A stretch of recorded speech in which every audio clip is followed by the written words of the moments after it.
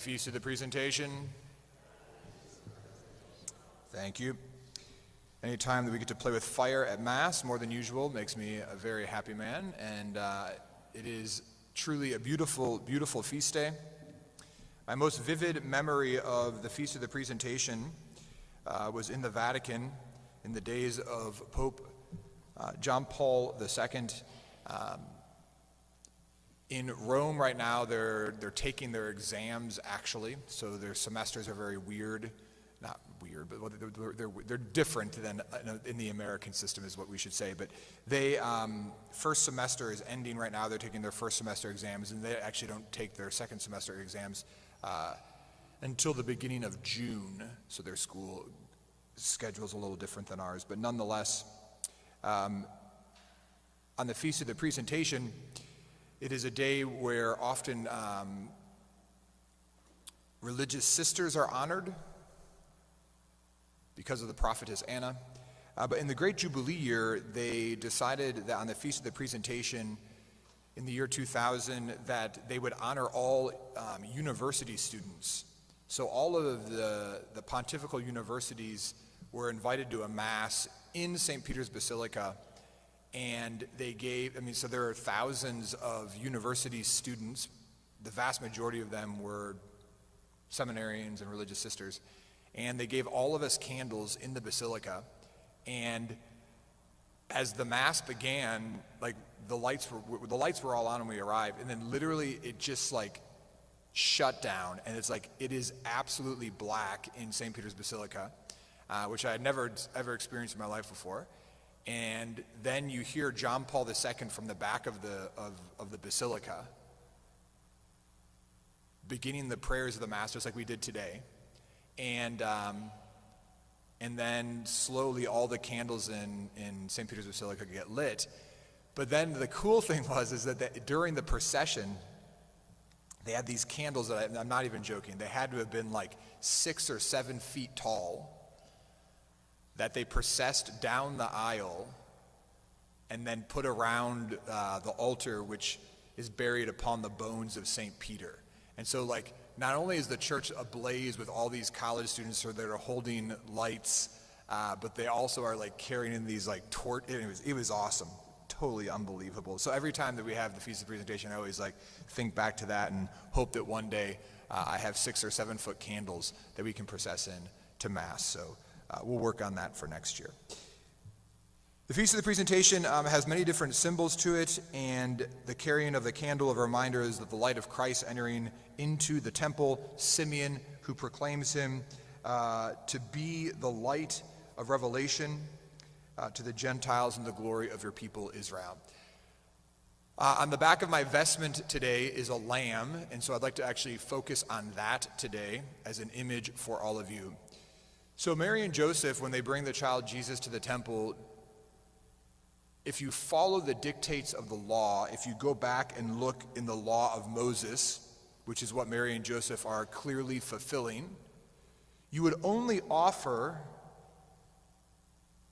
a pair of turtle doves or 2 young pigeons if you were poor and you couldn't afford a lamb. Go back and read the texts that are actually there. So our association with the presentation is often Mary and Joseph and having a bird cage. But if you were a family of money, if you had money, you would offer a lamb. You would redeem your son, your firstborn son. For those of you who are going through Exodus 90 right now, we just read the story of the Passover and the sacrifice of the lambs, and the blood redeems the household. So it's tremendously important that the child be redeemed by a lamb. But what if your child is the Lamb of God?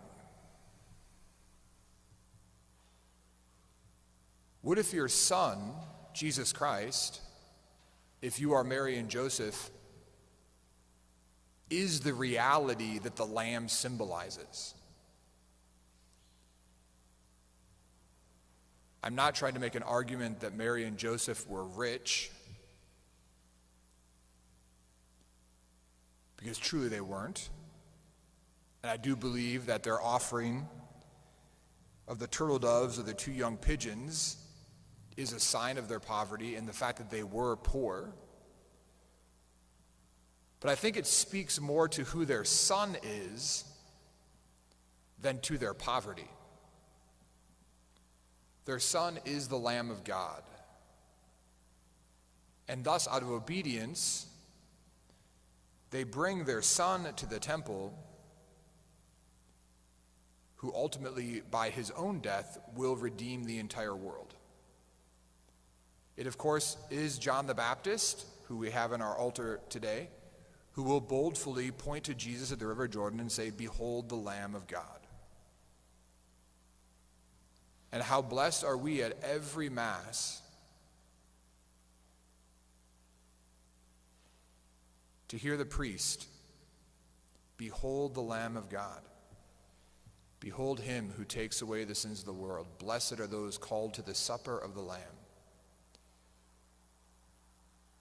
The deeper that we understand these Eucharistic mysteries, the deeper that we understand the reality that we stand at every single day. The presentation in the temple happens within our bodies every time we celebrate Mass. When the Lamb of God is presented to us by Mary and Joseph, and we receive the light of revelation, we receive the glory of the people of Israel into our very bodies, which are temples of the Holy Spirit by our baptism.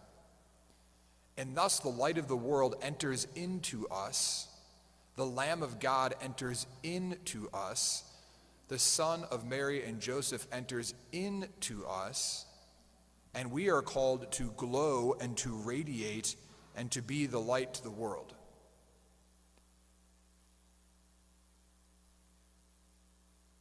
It is a powerful feast and a powerful image for us to meditate upon and to have hearts that are full of gratitude for a God who loves us so much. So today may we glow, literally glow, with the bright light of God's grace given to us in our baptism, and in doing so may we bring light to a world that is very, very dark. Please stand.